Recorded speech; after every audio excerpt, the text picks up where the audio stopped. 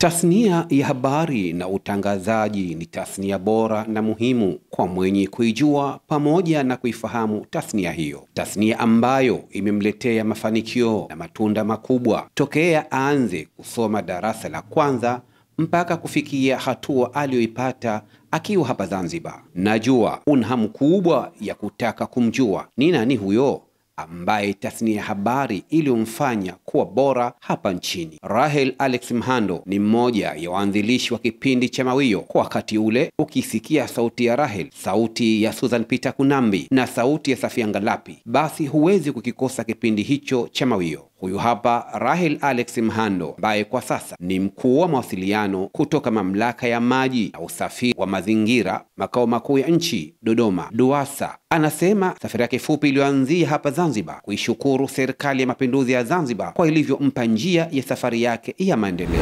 Niseme tu kwamba tasnia yangu mimi ya habari, utangazaji na hata sasa hivi niko kwenye mawasiliano ya umma. Niseme tu kwamba naishukuru sana Serikali ya Mapinduzi ya Zanzibar. Mimi ndio imenikuza.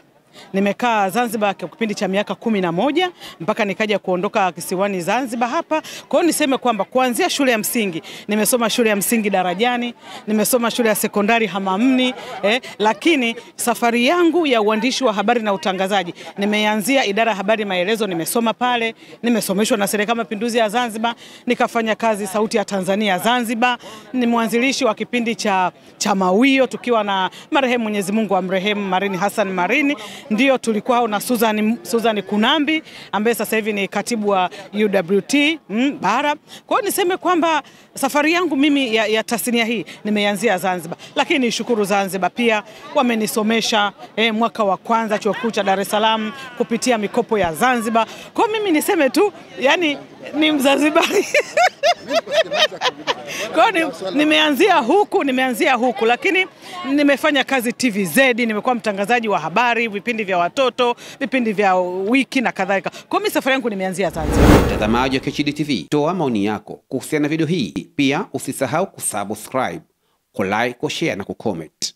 Kutoka ukumbi wa New Aman Hoteli kilipofanyika kikao kazi cha 20 cha maafisa habari wa serikali za SMT na SMZ kisiwani Unguja, Mwarabu Mmadi, KHD TV, elimu ni hazina yetu.